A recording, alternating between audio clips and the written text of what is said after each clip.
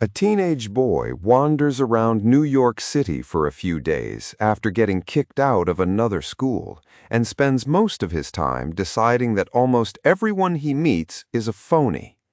That is, on the surface, the entire plot of J.D. Salinger's The Catcher in the Rye, published in 1951. It is one of the most beloved and most divisive novels ever written. Some readers see Holden Caulfield as a hero of authenticity in a fake world. Others find him an insufferable, judgmental teenager. But both readings miss what the book is actually doing and what makes it speak so directly to a generation in 2026 that is exhausted by performance and starving for something real.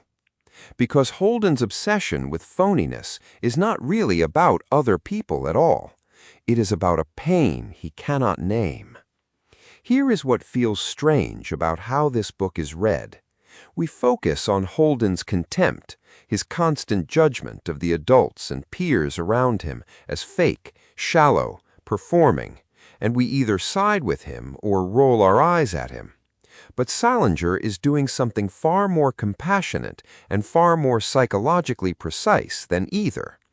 He is showing us a young person in deep, unprocessed grief, using the armor of cynicism to protect a heart that has been badly hurt and cannot find anywhere safe to land. The phoniness Holden sees everywhere is real, but his obsession with it is a symptom. It is what pain looks like when it has no other language. And once you see that, the whole book changes from a story about a difficult teenager into one of the most honest portraits of hidden suffering ever written. Let me reframe the whole novel. Holden is not actually angry at the world for being fake.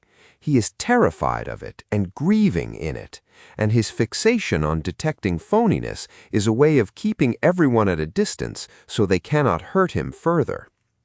Underneath the running commentary about phonies is a boy who has lost his younger brother to illness, who is failing and flailing, who is desperately lonely, and who cannot ask for help because asking would mean dropping the armor. His harsh judgments are not arrogance, they are a wall.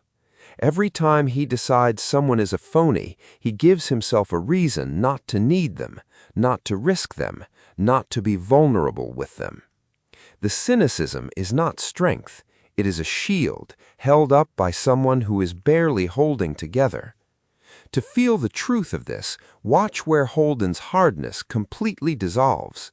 It happens around his little sister Phoebe, and around the memory of his dead brother, and around children in general.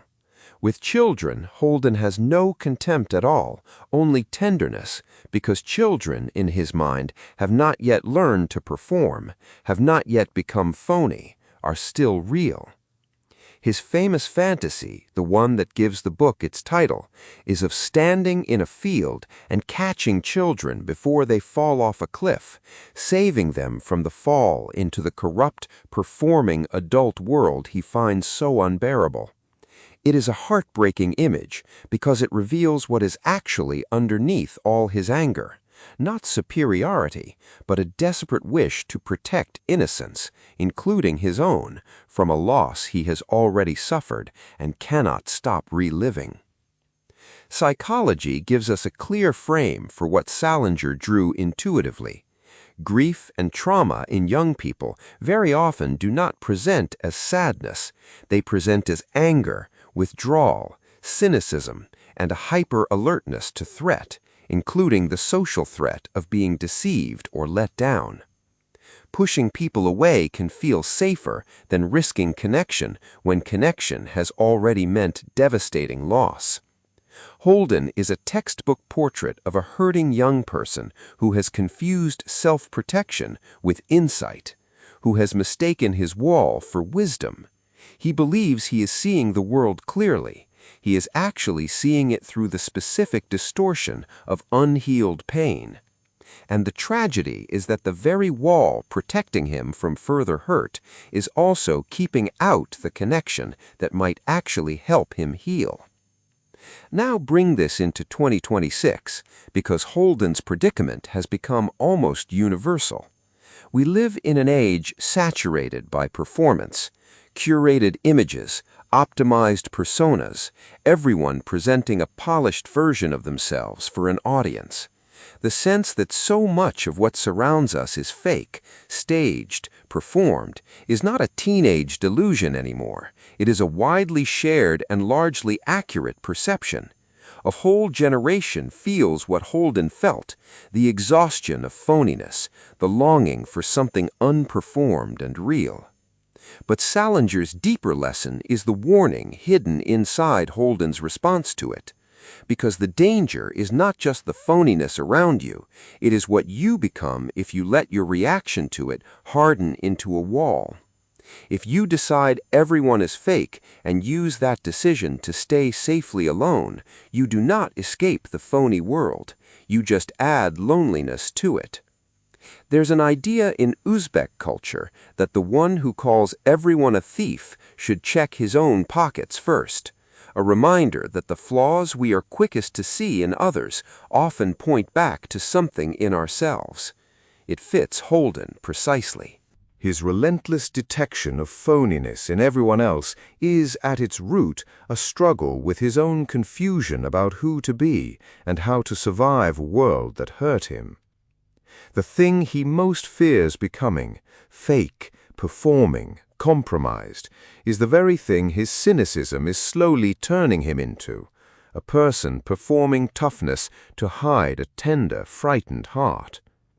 The wall meant to keep phoniness out is itself a kind of phoniness, a mask of not caring worn by someone who cares desperately.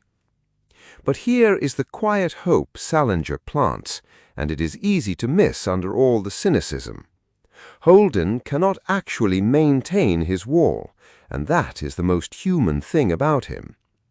His love for his sister keeps breaking through, his grief keeps leaking out, his longing for genuine connection keeps surfacing despite all his efforts to seem like he needs no one. The book's most moving moments are the ones where the armor slips and the real, hurting, loving boy shows through.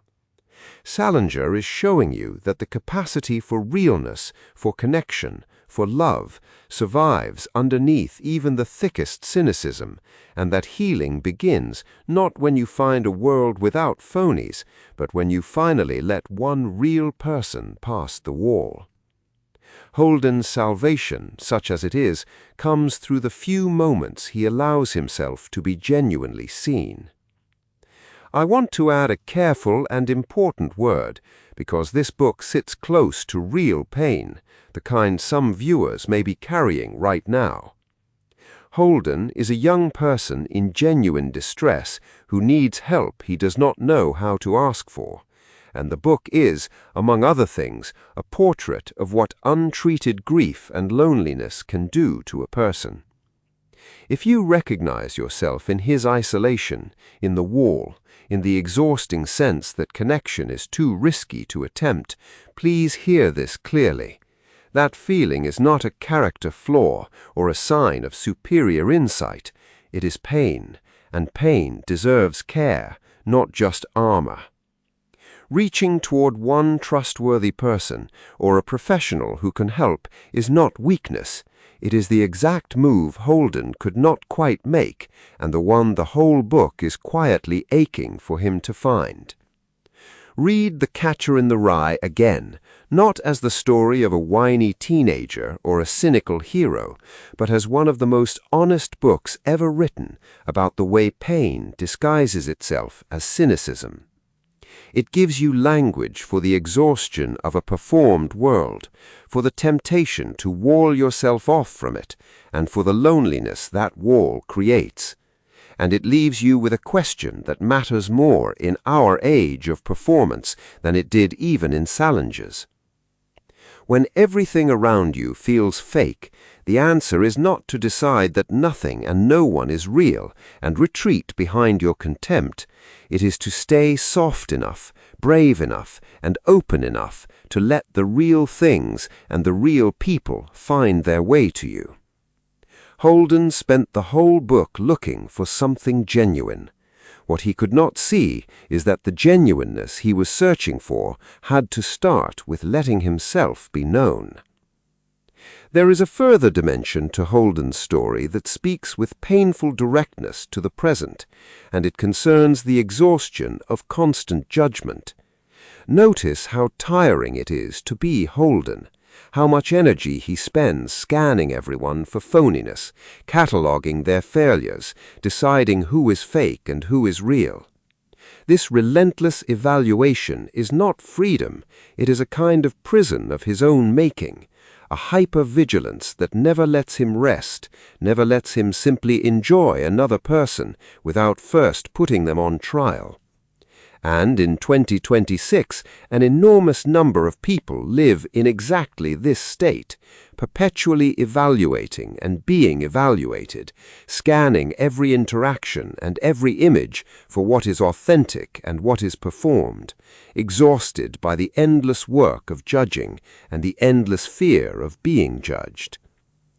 Salinger captured in one restless teenager a condition that has since become widespread.